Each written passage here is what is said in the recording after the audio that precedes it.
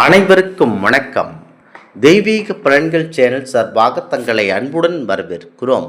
இன்று நம் காணொளியில் காண விரும்புவது கேட்ட வரங்களை அளிக்கும் பௌர்ணமி கிரிவலம் சிறப்புகளை பற்றி இந்த காணொளியில் பார்க்கலாம்.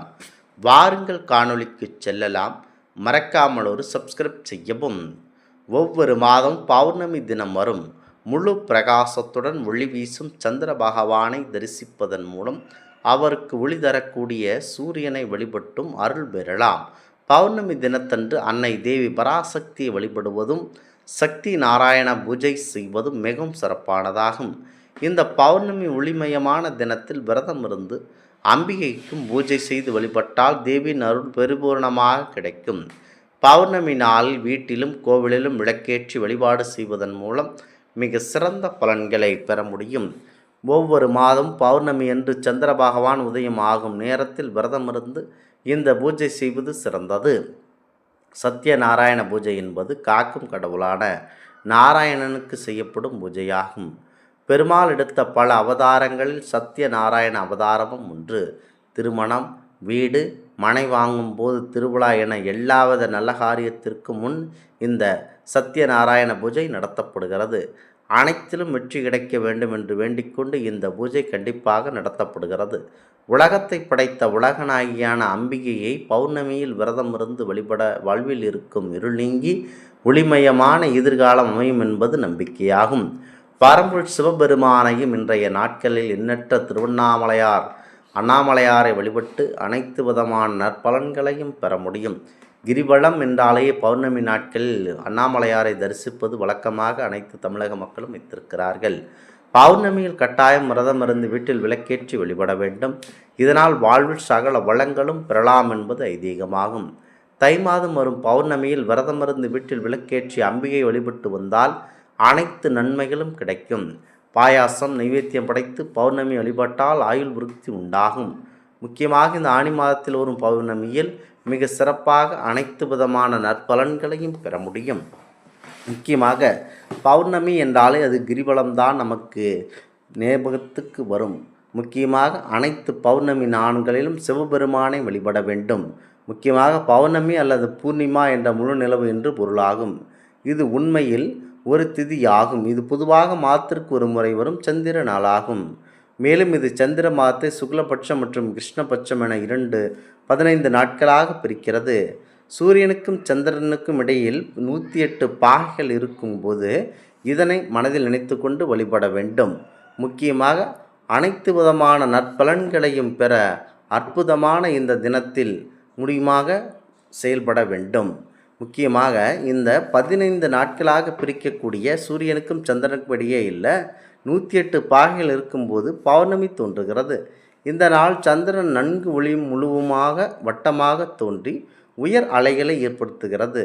பௌர்ணமி நாட்களில் மட்டுமே சந்திரன் கிரகண நிலைகள் இருக்கின்றன. பௌர்ணமிக்கு மிகுந்த நேர்மறை ஆற்றல்களை உருவாக்கக்கூடிய ஒரு மங்களகரமான நாளாக கருதப்படுகிறது. எனவே மக்கள் இந்த நாளில் புதிய தொடக்கங்களை மேற்கொள்ளுகின்றனர். மேலும் ஒவ்வொரு பௌர்ணமி நாளும் தனக்கே உரிய தனித்துவமான முக்கியத்துவத்தை கொண்டுள்ளது என குறிப்பிட்ட மத நடைமுறைகளை கடைபிடிப்பதன் மூலம் பலவிதமான நன்மைகளை வழங்க முடியும். மக்கள் தெய்வீக ஆசீர்வாதங்களை பெறுவதற்காக இந்த மங்களகரமான நாட்களில் விரதங்களை மேற்கொண்டு வழிபாடு செய்கின்றனர். முக்கியமாக இந்த நாட்களில் மாபெரும் சக்தி வாய்ந்த அனைத்து விதமான தெய்வத்தையும் வழிபட வேண்டும்.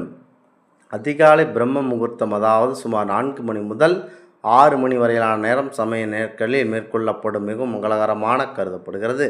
பௌர்ணமியில் விரதம் அனுஷ்டிப்பவர்கள் இந்த மங்களகரமான பிரம்ம முகூர்த்த நேரத்தில் எழுந்து குளித்து கடவுளையும் தேவியர்களையும் வழிபட வேண்டும். பின்னர் சூரிய உதயத்தின் போது முக்கியமாக முழுவதும் நீங்கள் விரதத்தை தொடங்க வேண்டும். சிலர் விரதத்தின் போது உணவை முற்றிலுமாக தவிர்த்து தண்ணீர் மற்றும் பால் போன்ற திரவங்களை மட்டுமே அருந்துகின்றனர். மக்கள் பழங்கள் அல்லது ஒரு வேளை உணவை உட்கொள்ளுகிறார்கள். நாள் முழுவதும் கடவுளையும் தேவியர்களும் வழிபடுவதிலும் சாஸ்திரங்களை படிப்பதிலும் மந்திரங்களை பாராயணம் செய்வதிலும் தெய்வங்களுக்கு பிரார்த்தனை செய்வதிலும் முக்கியமாக அனைத்தும் நல்லபடியாக நடைபெறும். முக்கியமாக திருவண்ணாமலையாரை இந்த நாட்களில் வழிபடுபவர்களுக்கு எண்ணற்ற நற்பலன்கள் கிடைக்கும். சூரியன் மறைந்த பிறகு பிறை தென்பட்டதும் மாலை பிரார்த்தனைகளை செய்ய பின்னர் விரதம் கண்டிப்பாக நடைபெறுகிறது. பௌர்ணமி விரதத்தின் போது மக்கள் பல கடவுள்களை குறிப்பாக பரம்பொருள் சிவபெருமானையும் விஷ்ணு பெருமானையும் வழிபாடு செய்கிறார்கள். விஷ்ணு இந்து சமயத்தின் மூவர் தெய்வங்களாக திருமூர்த்திகளில் ஒருவர். அவர் உலகத்தையும் அதன் உயிரினங்களையும் காத்து பேணி காக்கும் உன்னதமான கடவுளாக பார்க்கப்படுகிறார். சில சாஸ்திரங்களில் பிரபஞ்சமே அவரது தொப்புளிலிருந்து பிறந்ததாக கூறுகின்றனர். சிவரும் ஒரு மும்மூர்த்திகளில் ஒருவர். அவர் அழிவின் உன்னத கடவுள் ஆனார். அவர் உருமாற்றுவதற்காகவே அளிக்கிறார். சிவன் பௌர்ணமி உட்பட பல விசேஷ நாட்களிலும் வழிபட வேண்டும் மிகவும் பிரபலமான கடவுளாக இருக்கிறார். இவ்விருவரை தவிர படைப்பில் கடவுளான பிரம்மாவின் சிலர் பௌர்ணமி விரதத்தின் போது வழிபாடு செய்கின்றனர். முக்கியமாக பௌர்ணமி நாட்களில் பரம்பொருள் சிவபெருமானின் ஆலயமான திருவண்ணாமலைக்கு சென்று வழிபடுவர்களுக்கு எண்ணற்ற நற்பலன்கள் கண்டிப்பாக கிடைக்கக்கூடிய அற்புதம் நிறைந்த நாட்களாக இருக்கின்றன. சித்திரை மாதம் மிகவும் சிறப்பு வாய்ந்தது. 15வது பௌர்ணமி திதி சித்ரா பௌர்ணமி தேவர்களுக்கு உகந்தது என கூறப்படுவார்கள். முக்கியமாக ஆனி மாதத்தில் இந்த மாதத்தில் வரும் பௌர்ணமி என்று விரதமிருந்து விளக்கேற்றி வழிபட்டு வந்தால் காரிய வெற்றி கிடைக்கும். எடுத்த காரியங்கள் அனைத்திலும் சுலபமாக முடியும். நெய்வேத்தியமாக உளுந்து பருப்பு சாதமும் முக்கணியும் படைத்து வழிபடுவது சிறப்பான பலன்களை தரும். இந்த நாளில் சாவித்திரி பூஜை செய்வது மாங்கல்ய பாக்கியம் அதிகரிக்க செய்யும். குழந்தைதா தம்பதியருக்கு விரைவில் குழந்தை உண்டாகும் என்பது இந்த பௌர்ணமியின் சிறப்பம்சமாகும். முக்கியமாக இந்த பௌர்ணமி மிகவும் விசேஷமானது. இன்றைய தினத்தில் நம் குல தெய்வத்தை நினைத்து மந்திரங்களை கூறி விரதம் அனுஷ்டித்து அம்மனுக்கு பால் அபிஷேகம் செய்து வாழைப்பழத்தை சாதத்துடன் கலந்து நைவேத்தியமாக படைத்து விளக்கேற்றி வழிபட்டு வந்தால் சகல சம்பத்துகளும் சேரும். ஆனி மாத பௌர்ணமியில் ஸ்ரீ சாவித்திரி விரதம் மேற்கொள்வது சிறப்பான பலன்களை தரும். வட மாநிலங்களில் கோப்தம் விரதம், ஸ்ரீ சாவித்திரி விரதம் இந்த பௌர்ணமியில் மேற்கொள்ளுகின்றனர் என்பது குறிப்பிடத்தக்கது. முக்கியமாக பௌர்ணமி அன்று சிவபெருமானுடைய ஆலயங்களுக்கு சென்று வழிபட்டீர்கள் என்றால் அனைத்தும் உங்களுக்கு நல்லபடியாக நடைபெறும். பௌர்ணமி தினத்தில் விரதம் இருந்து இறைவனை வழிபடுவதால் மன அமைதி, குடும்பத்தில் இருக்கும் பிரச்சனைகள் தீர்வு, கடன் நிவர்த்தி மற்றும் ஆரோக்கியம் கிடைக்கும். இந்த நாளில் பிரபஞ்ச சக்தி அதிகமாக இருப்பதனால் செய்யும் நற்காரியங்கள் மற்றும் வழிபாடுகளில் இரட்டிப்பு பலன்கள் கண்டிப்பாக தரும். சந்திரன் முழுமையான ஒளி மன அமைதியை குறித்து அமைதியை தரும்.